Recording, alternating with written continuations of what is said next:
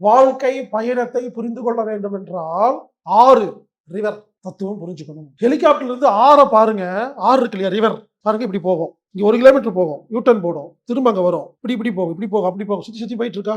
நல்லா கவனிங்க. ஆறு இந்த பக்கம் 1 கிலோமீட்டர் போகும், அங்க போய் யூட்டன் போடும், திரும்ப வரும். கணக்கு போட்டு பார்த்தா இதுக்கு அதுக்கு 500 மீட்டர் தான் இருக்கும். அதுகிட்ட போய் லூசு ஆறு, நீ இப்படி போயிட வேண்டியதானே, ஏன் 1 கிலோமீட்டர் சுத்திட்டு வந்து கேட்க முடியுமா? மலைப்பாதையில போறோம் இல்லையா, அது இப்படி போய் அப்படி போய் வருதா இல்லையா, இப்படி போயிட வேண்டியதானே.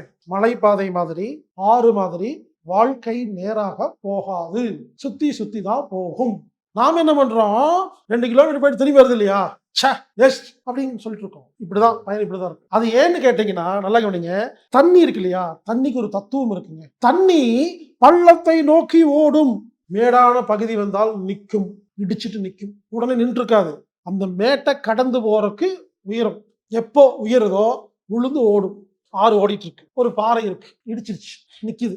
அந்த பாறை 10 அடி உயரம் இருக்கு, தண்ணி கொஞ்சம் கொஞ்சமா ஏறிட்டு இருக்கு. பாறை 10 அடி இருக்கு, பக்கத்துல 9 அடிக்கு ஒரு சின்ன கேப் இருக்கு. இந்த ஆறு சைட்ல எல்லாம் போக மாட்டேன், இந்த பாறையை உடைச்சிட்டு போவேன்னு சொல்லுமா.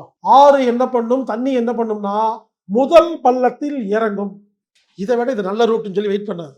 ஆறு பள்ளத்தை நோக்கி ஓடும், இடிச்சா நிற்கும், அதை தாண்டுவதற்கு முயற்சி செய்யும். புது பள்ளம் வந்தால் அதுல ஓடும், மறுபடி நிற்கும், மறுபடி ஓடும், மறுபடி நிற்கும். அதனாலதான் பள்ளம் 2 கிலோமீட்டர் ஓடுது, அங்க இடிக்குது, திரும்புது, யூட்டன், மறுபடி பள்ளம் இப்படிதான் வருது, 4 கிலோமீட்டர் போகுது, ஆனா 500 மீட்டர் தான் கடந்திருக்கு. இப்படி இப்படி போகுது இல்லைங்களா. அதை மேல இருந்து பார்த்துட்டு அந்த ஆறு எனக்கு டைம் வேஸ்ட், நேரா போய் கடலை கலந்துட வேண்டியதானு நீங்க திங்க் பண்ண முடியுமா? இதுதாங்க வாழ்க்கை. யாராலையும் ஒரு இடத்துக்கு நேரா போக முடியாது, சுத்தி சுத்தி தான் போவோம். அதுக்காக கவலைப்படக்கூடாது. வாழ்க்கை பயணமே இப்படிதான் இருக்கும்.